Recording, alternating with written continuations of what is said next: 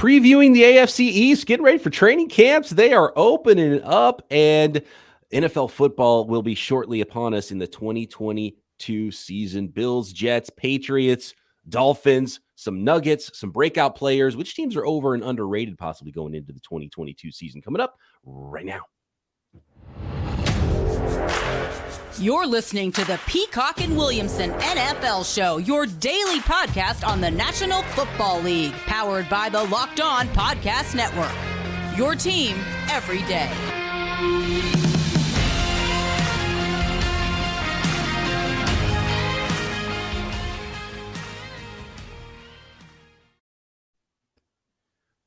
Welcome to the Peacock and Williamson NFL Show. Brian Peacock and Matt Williamson with you at BD Peacock at Williamson NFL. Thanks for making us your first listen here on the Locked On Podcast Network.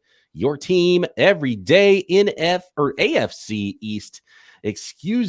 Buffalo Bills. They were a team that is probably angry and fell short last year. We'll go in alphabetical through these divisions. And I think everyone, we don't even have to pick division winners. Everyone knows that they're going to pick the Buffalo Bills. Sure. They're a team that fell a little bit short last year in the playoffs with just an unbelievable matchup with the Kansas City Chiefs. Matt, first of all, before we pick maybe some breakout players on this roster and talk about what this team looks like, they were a 11-6 team last year in the mix for that one seed. Didn't get the one seed in the AFC playoffs, which may have played a role in all of this for them last year. But, superstar quarterback, what are some of the biggest nuggets for you for the Buffalo Bills heading into 2022? Yeah, I mean, I think they're the consensus number one power rank team. They're the best bet in Vegas to win the Super Bowl. I'm sure I'll do another power ranking between now and opening day, and it would shock me if they're not number one. They were one last time.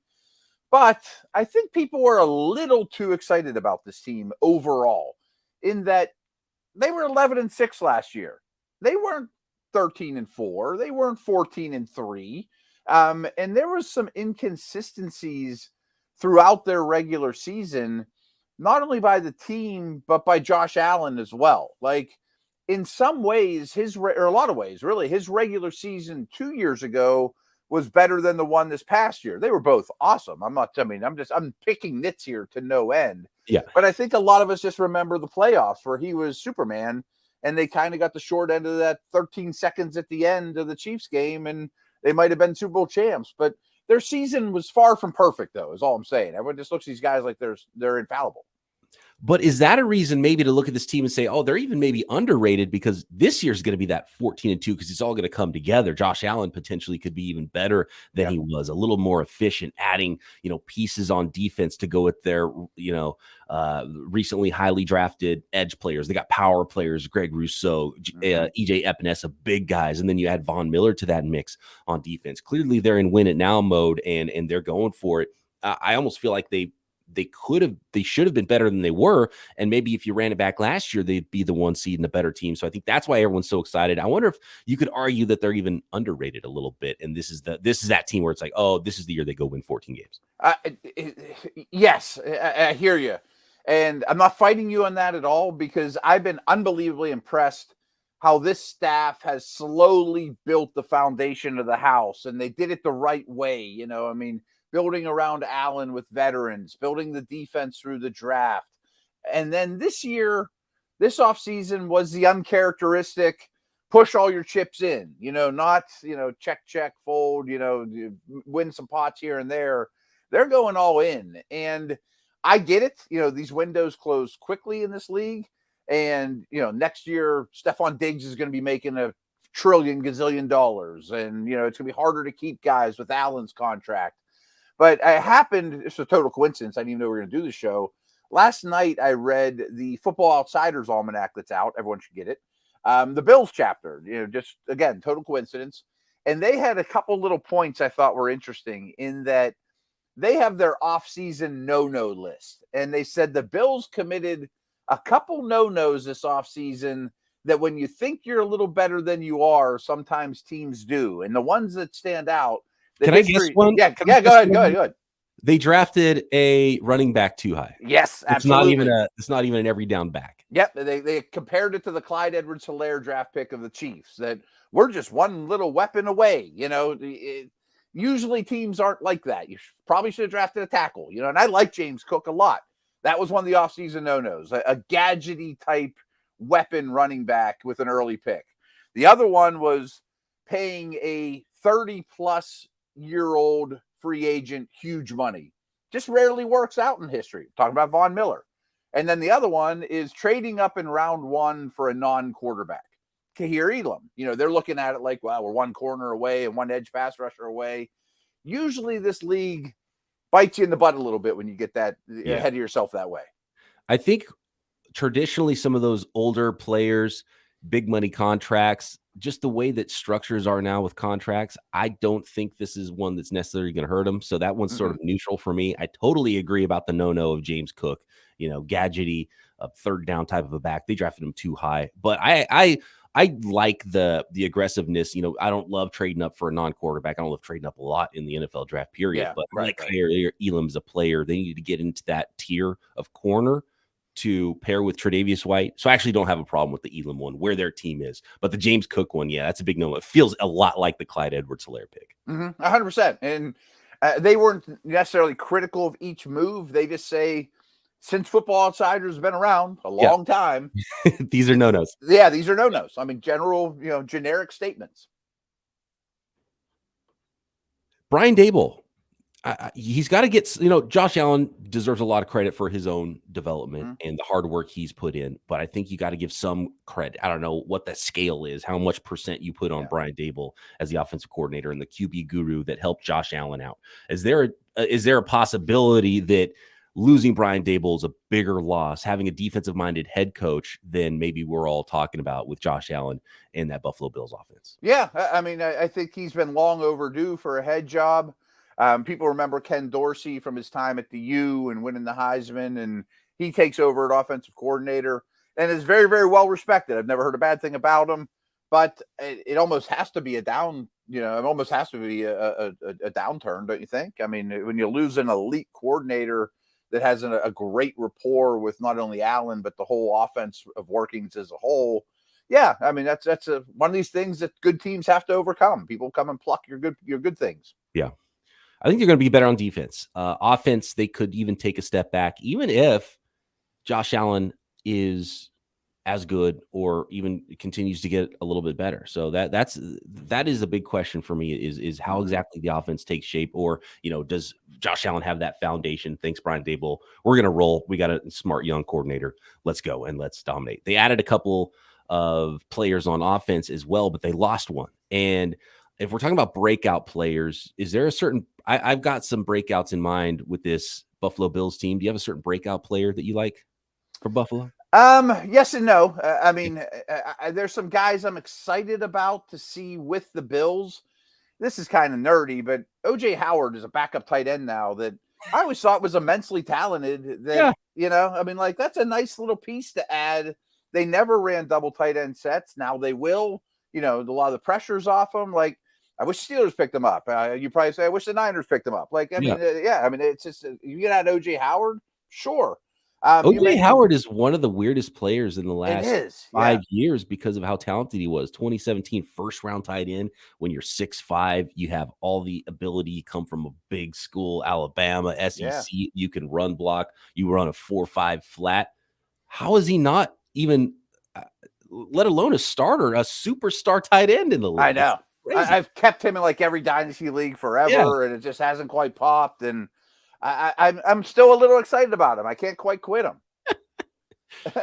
Okay, I want to go to Cole Beasley, who, to my knowledge, hasn't even signed yet. He's still on the street as a free agent. I mean, he's been a heavily targeted player throughout his career. Even last year, his numbers dropped a little bit, but he had no, actually, I take that back. He had the exact same amount of catches as the year before, just not as many yards. He had only 8.5 yards per reception, which was a lot lower than his 11.8 the year before. He was nearly a 1,000-yard receiver in 2020 for the Bills, but 82 catches the last 2 years. They got to replace 82 receptions on offense, and I think A lot of folks really like Gabriel Davis, as they should, but I think Mhm. he's such a clear outside number 2 to Stephon Diggs. I'm really excited about a breakout of one of the slot guys. Isaiah McKenzie has a lot of speed and could give you even more than Cole Beasley did as far as explosive plays on that roster. And then they drafted Khalil Shakir just in case that Isaiah McKenzie isn't the guy. And he's a do-it-all player. Maybe they could use him in a gadget role, hand him the ball out of the backfield, and then Jameson Crowder as well. So I don't know which one of those 3 guys. I kind of like Isaiah McKenzie, but Crowder is the veteran.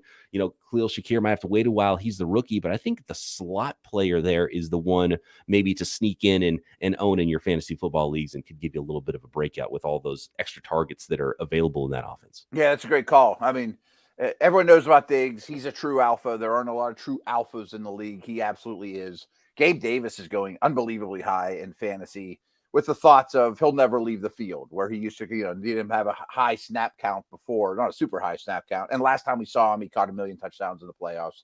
I'm with you, though. I think the slot situation is really interesting. I bet there's some listeners that didn't even realize Crowder ended up here. It was like a real under the radar type. It was signing. really. I was shocked by this when I started looking at the Bills because I was looking at the Khalil Shakir pick, and I was thinking, okay, maybe he's someone that's got to. And I was like, wait a second, he's behind multiple players for that role, so it might take a while for Shakir. And I liked Isaiah McKenzie. He's on my dynasty roster in the Locked On Dynasty League because he was the one that I thought was going to be the guy there. But they're kind of different skill sets, but. If it is Crowder, there's a lot of targets available out of the slot in Buffalo. Yeah, and I like all those guys as well. I didn't think Shakir was a 5th-round pick. I thought he'd be like a 3rd. Mckenzie is a do-it-all dude that you absolutely love on your team, returner, ball carrier, all the above. You know exactly what Crowder is. And I read this stat yesterday, too. I guess it was from Football Outsiders as well. The Bills, unlike your Niners, had the least yards after catch in the league. Well, that might change. James Cook's a good receiver, or 2 tight ends that can catch the ball now. Really 5 receivers we just mentioned. So there's a lot more options. Yeah, and that was a clear focus on at least 2 of their draft picks. Right. In Cook. So that's a good point. Fantastic stuff. Okay, Buffalo Bills overrated according to Matt Williamson at Williamson NFL for you Buffalo Bills fans. Let's get to the rest of the AFC East after I'll let you guys know about our friends at Built Bar. Go to Built.com. You can get 15% off with our promo code. I'll drop that promo code on you in a second if you want to get a box of protein bars that taste like a candy bar. We're talking high protein, low calorie, low sugar treats that you can feel good about. They taste delicious and are good for you. That is the combination you want. Go replace all of that junk food that you've got in your desk at work and get yourself a Built Bar that'll actually power you through the day when you need a snack. With all of that 17 grams of protein in most Built Bars, only 130 to 150 calories in most Built Bars, only 4 or 5 grams of sugar in most Built Bars. It's a fantastic combination, and the flavors are unreal. You will be blown away by what they're able to do with low calorie and low sugar and high protein in these bars, like the coconut brownie chunk flavor and the puff flavors of Built Bars. If you like a marshmallowy treat, most Built Bars covered in 100% real chocolate too. So go to Built.com, grab yourself a box. If you're not sure what flavor, you can get a mixed box of Built Bars. Use promo code LOCKED15 to get 15% off your order. That is promo code LOCKED15 for 15% off at Built.com. Thanks again, everybody, for making Peacock and Williamson your first listen here on the Locked On Podcast Network. Your team every day. We are moving along here, Matt, to the Miami Dolphins, who had some coaching movement just like the Buffalo Bills did, but it was their head coach that left, but they keep their in-house coach to coordinate the defense. So they want to go Shanahan tree offense, but keep the scheme on defense, but they lost their head coach. It sounds good on paper. We'll see how it really works out. That's the big question for me, is just what do the coaching changes do for this Miami Dolphins team? Can you keep all the good on defense and then just add to the offense? And this was a team that people might forget had a winning record of 9-8 last year. Yeah. Sometimes you look back at the records and like, well, they were 9-8, or the Bills were not as good a record as I thought. That was good, but it wasn't as dominant as I thought. And you nailed it. I do think the coaching changes and decisions are really interesting here. And their offseason is pretty apparent what they're targeting is that. So They produced 4.8 yards per play last year on offense. I mean, only 3 teams were worse than that. And there was O-line issues, a lot of passes behind the line of scrimmage, not much of a running game, but the defense was pretty solid. And actually, they turned the ball over way too much on offense too. So wisely, they kept Josh Boyer, made him the defensive coordinator. They're going to run the aggressive man corners, blitz-oriented Flores defense still. And they really didn't make any changes on that side of the ball. I mean, their first pick was Channing Tindall, but they didn't pick for a while. They added Melvin Ingram, fine, but that's not wholesale changes for an offseason. But the offense, as everyone knows, adds Armstead, Tyreek Hill. I mean, don't even discount Teddy Bridgewater. I mean, that was an early signing. Connor Williams, a slew of running backs. I mean, tons of different running backs here, and an offensive-minded head coach. So if they can get this offense to 5 yards per play instead of 4.8, to league average or whatever, this team could be better than you think. I am scratching my head at a breakout player on this roster because some of their, Tyreek Hill's not going to be a breakout player. He's the right. Jalen Waddle's, that caught 100 balls as a rookie last year. It was a top 10 pick. He's not a breakout player. I don't even think Javon Holland counts because he kind of broke out as a rookie. He was and great. That's the things I think from a national name recognition perspective, this is probably Javon Holland's year. It's just a year late because he did already actually break out because he's a really good player. So on the defensive line, Andrew, I was going to pick Jalen Phillips just because he was. Oh, there we go. I like that one a lot. Okay. I loved him coming out of school. I mean, we talked about Kwity Paye earlier this week and some of the edge guys in that class. Phillips was my favorite, and he was good as a rookie. No one was down on him. I think he takes a big step forward and is a potential Pro Bowler. You want Tua to be the breakout guy. Yeah, Tua is the one you want to be the breakout, I was going to say. And then, look, if they're bringing in the Shanahan running game, and really a lot of folks talk, and Kyle Shanahan included, talk so glowingly about Mike McDaniel, and he was run game coordinator, and he dialed up a lot of stuff. And I think some of the Deebo Samuel stuff was a lot of his design as well. So the Mike McDaniel Shanahan running game is going to be really interesting. I wish they would have drafted like a 4th, 5th round running back that I could go snag in all my fantasy leagues. Right. Yeah. But instead it's the veteran route. They've got the holdover Myles Gaskin, who I'm never going to count out. They brought in Sony Michel. They brought in Raheem Mostert from San Francisco. They brought in Chase Edmonds from Arizona. This is an ugly backfield as far as trying to figure out who the guy is going to be. But I'm looking at Raheem Mostert, who's like a 6 yards per carry guy in Shanahan's offense. If he can stay healthy, Raheem Mostert is a guy I'm excited about on that offense because he's just such a dynamically fast player in that outside zone scheme.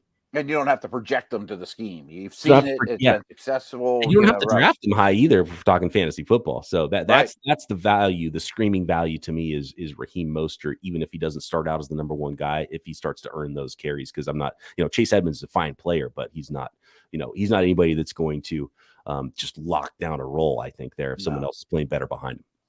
Edmonds got the most money, so I do think that talks, but I always think of him as more of a receiver, more like the Bills conversation we just had. And for fantasy, I would gladly draft Mostert really late. And when he gets hurt, I won't start him. Start him when he's out there. And if he lasts 6 games, great. If he lasts 17, even better. Right. I don't see Sony Michel or Gaskin as a great fit here. But I wish it was a little clearer. And this might be one backfield that I'll pay attention to beat reporters, like who's running with the ones and all that stuff, Yeah. And kind of this is the strategy for Shanahan backfields that I've used in fantasy for a long time is draft the third guy. That's a great call. Yeah, I've heard you say it before. The third guy for free. It worked for me last year with Elijah Mitchell. At some point he'll get on the field. Yeah, like the one you think is never the one that ends up being the guy. Yeah, that's a great call. Just give me one of them. Give me a little bit of stock in this backfield, and I'll pay as least as possible for that stock. Miami Dolphins, underrated team potentially? When we rank quarterbacks after the season, where does Tua need to be happy with them? You know what I mean? Or for this to be a playoff team, or Miami to be out of the quarterback market. I mean, if he's the 15th best quarterback, would you take that if you're Miami? I think the answer is yes. I think you would. Yeah. Absolutely. I even think the 20th best might get them in the playoffs. Right. Yeah. And he's got plenty of weapons if that run game works. And They've added to the offensive line, and you've got dynamic speed at receiver on offense. It's not going to be the same sort of Patrick Mahomes, extending plays and winging it down the field to Tyreek Hill and some of those big plays, but get it into those guys' hands, let the speed work. And Mike McDaniel, I assume, is going to bring in a lot of the aspects of Kyle Shanahan's offense where they're so good at scheming guys open, getting them in space to utilize that athleticism to run after the catch. It could be really fun if it works with Tua's skill set in that way. So this is a team that could sneak up on some people and end up being pretty darn good because they've got pieces on defense that was already solid. Yeah, 100%. Last Tua note, and I'm not the biggest Tua believer, and I basically have said I just don't think he's super talented. I don't think he has a superpower, like a lot of these quarterbacks do. But to be fair, you've called him the left-handed Jimmy Garoppolo or something along those lines. And that was before the fit, right? Garoppolo's old offensive coordinator came over and became the head coach. Yep, and we mentioned coaching changes. If you recall, this seems like 100 years ago and almost sounds like I'm making it up. They had 2 offensive coordinators last year. Like, that was never smart. No, not smart. So interesting team there in Miami. And we'll get to the Patriots and Jets next. But Matt, you can bet on those Miami Dolphins to win the Super Bowl if you want at BetOnline, the fastest and easiest way to check in on all your betting needs. Find all your favorite sports events at the #1 source for odds, lines, and games on the entire internet. That is betonline.net. Tons of NFL futures for the 2022 season. You can bet on coach of the year or which coach is going to get fired. You can bet on offensive players of the year, offensive rookies of the year, defensive players of the year, and of course the next Super Bowl champion. And week 1 lines are already there, and week, I think, all the way through 16 lines are there at BetOnline. Find reviews and news of every league. We're talking Major League Baseball, NBA, NHL, combat sports, esports, even golf, live betting, in-game scores, news, everything. They have you covered at BetOnline, not just wagering, but news as well. So get over to BetOnline today. Use your desktop or mobile device to learn more about the trends in action at BetOnline, where the game starts. The New England Patriots, Matt, are a team that won 10 games. There was 3 winning teams in this division last year, and Bill Belichick's still the head coach. But we have crushed their drafting and their front office moves and their roster for a while. And you lose offensive coordinator Josh McDaniels. Now Bill's still there, and he's kind of going to be the quasi offensive coordinator, maybe too. Right. At some point, I feel like it's got to crumble and fall because I just don't like anything about it except for Bill Belichick. I know. And I thought Bill did his best coaching job that COVID year. I mean, no one had more opt-outs than the Patriots. Tom skipped town, went to Tampa, won the Super Bowl, and the Patriots were left with very little, and they still had a respectable season.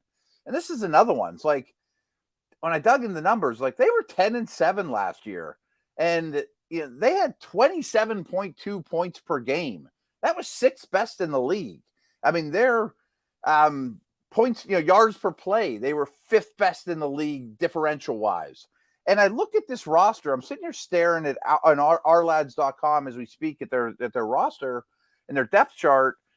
I think it's one of the bottom 6 or 7 in the league. Like I joked earlier in the offseason, who's a really good player on the Patriots? I mean, there's not a guy on the tip of your tongue. Like Matt Judon's a nice player. Everybody would love to have him.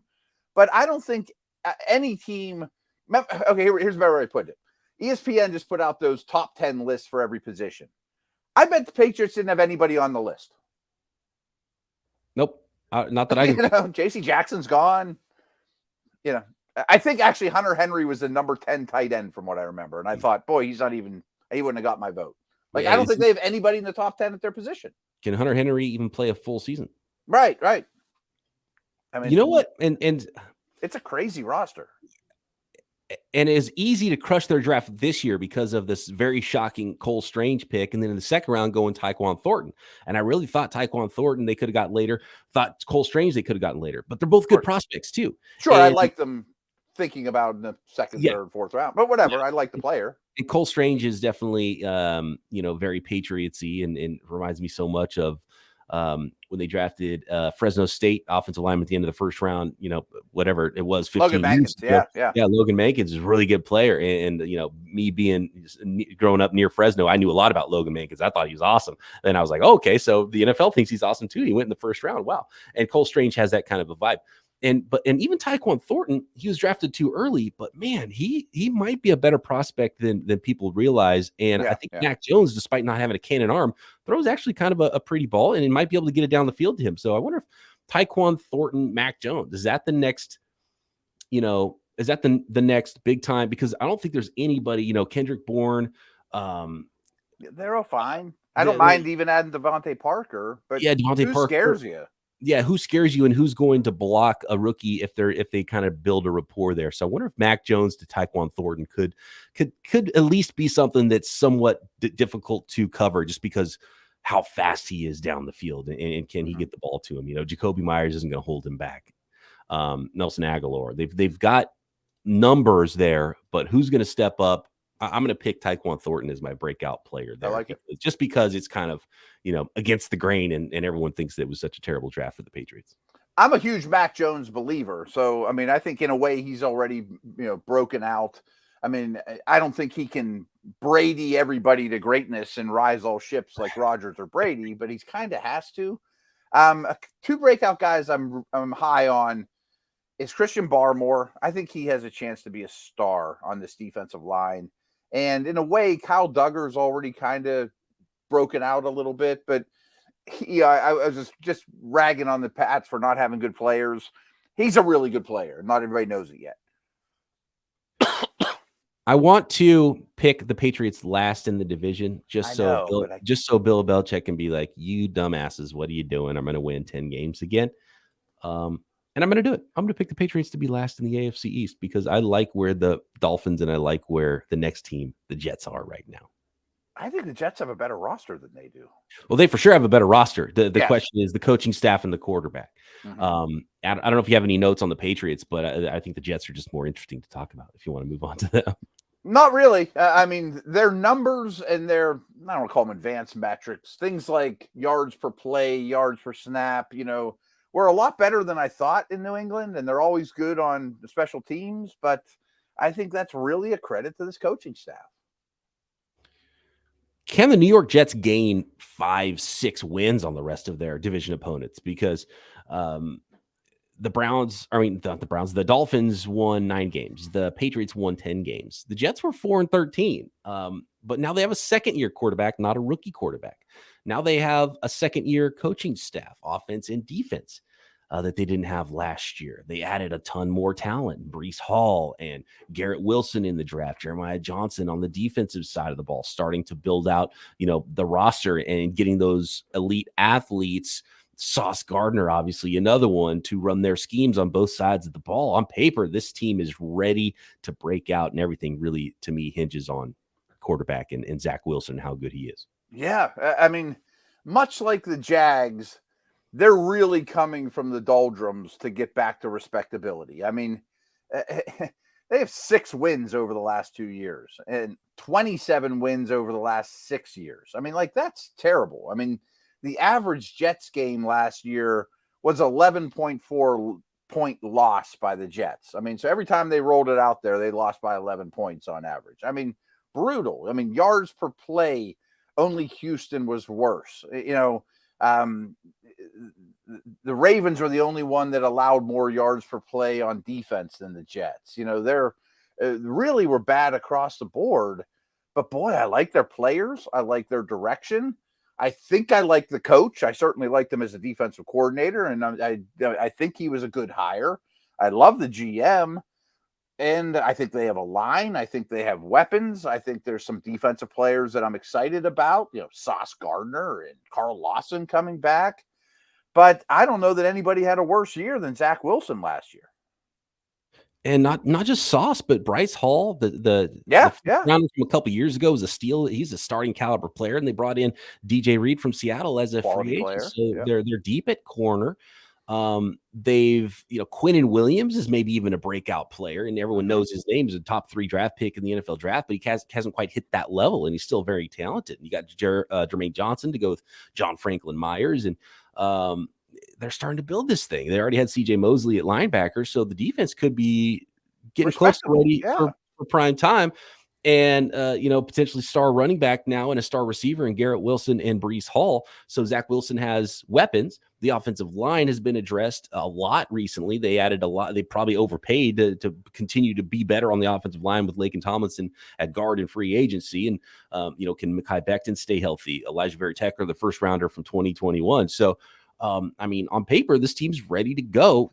The year two development of the coaching staff with Zach Wilson. However good, like you asked the question about Tua, if he's the 15th best quarterback in the league. If Zach Wilson's the 15th best quarterback in the league this year, this is a playoff team. They may win 10 games. Yeah. Yeah. Yeah. 100%. He's got a long way to go to get there. Yeah. He was like 32nd last year, but yeah. He was below 32nd. He's got to climb just to be one of the 32, but he's got the talent. And I think it was the biggest jump of all those rookie quarterbacks.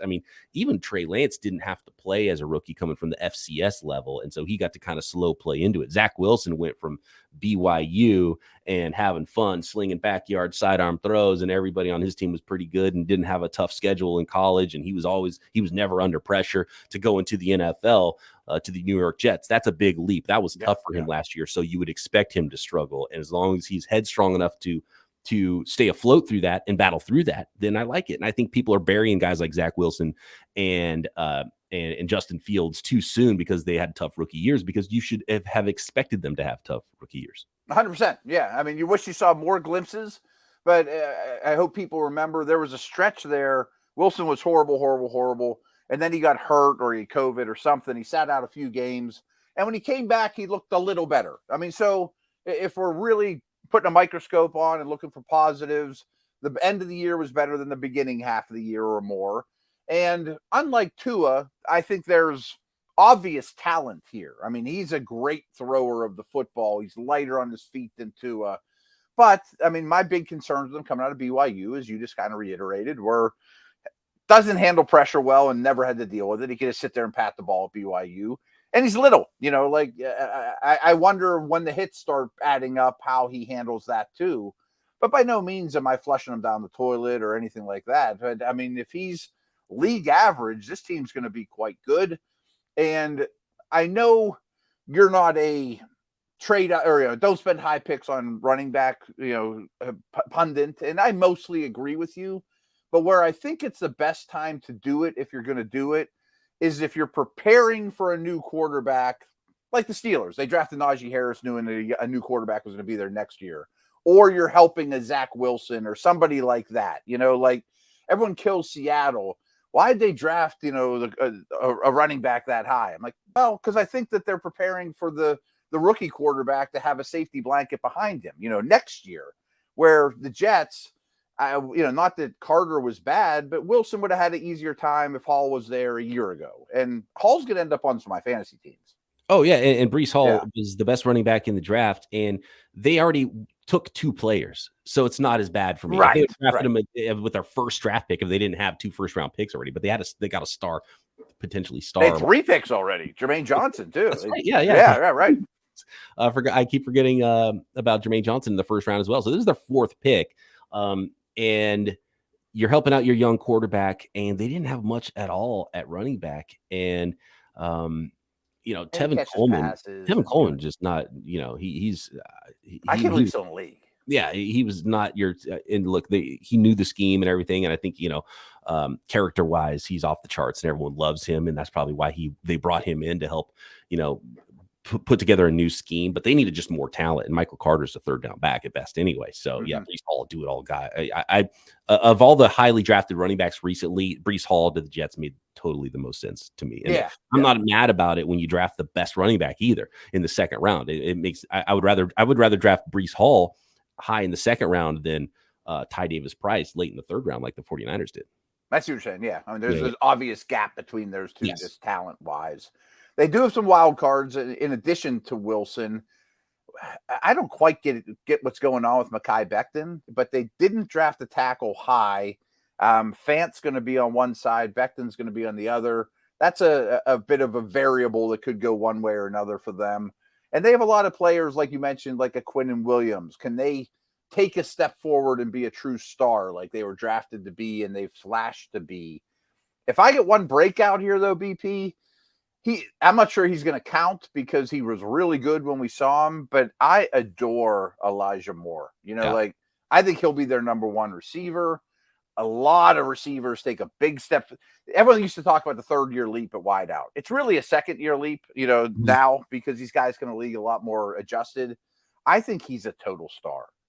I love Elijah Moore too. The problem is Corey Davis is going to start, and I love Garrett Wilson more. And so I hear you. Yeah. Garrett Wilson really blocked the Elijah Moore breakout for me because I think Garrett Wilson has a chance to be the star. And I think in the end, what happens is Corey Davis isn't there next year, and it's Garrett Wilson and Elijah Moore. But Elijah Moore would project more to the slot. So just, would not be on the field as much as those guys. So I still would, I would still be on the Garrett Wilson bandwagon, even as a rookie versus the second-year guy in Elijah Moore, just because I think the usage is going to turn out to be that way. And, you spend a top 10 pick on a guy, and Garrett Wilson's not going to take a back seat because he's too talented. And I think he's a stud. And so, and will Zach Wilson be good enough, and will he spread the ball around enough for all those guys to be valuable is the big question there. Mm-hmm. And kind of like the Bills conversation we just had, when you sit here and look at it on paper, they've got 8 able pass catchers. You mentioned those top 3 receivers. Braxton Berrios is your 4. He gets the job done as a slot. You mentioned Carter's a good receiver. Breece Hall's a good receiver. And it's kind of like the O.J. Howard situation. You sign C.J. Azoma and Tyler Conklin. You're going to have a quality tight end room. Which means nobody's going to have fantasy value because there's too much to be. And the quarterback can't elevate them all anyway. Like Breece Hall, because he'll catch some balls out of the backfield and be their main running back in that outside zone scheme. So Breece Hall's the one to own. Everybody else, you kind of tiptoe. Different if Aaron Rodgers was a quarterback. Right. Yeah. I wish I could go all in on Garrett Wilson, but he's a rookie. I wish I could go all in on Elijah Moore, but now he's kind of blocked because of the 2 starters there at wide receiver. But a ton of talent on this team. So I got to say they're underrated, and I do expect it's the storyline to me of this 2022 season is the second-year quarterbacks, way more so than the rookie quarterbacks, because the rookies might not even play.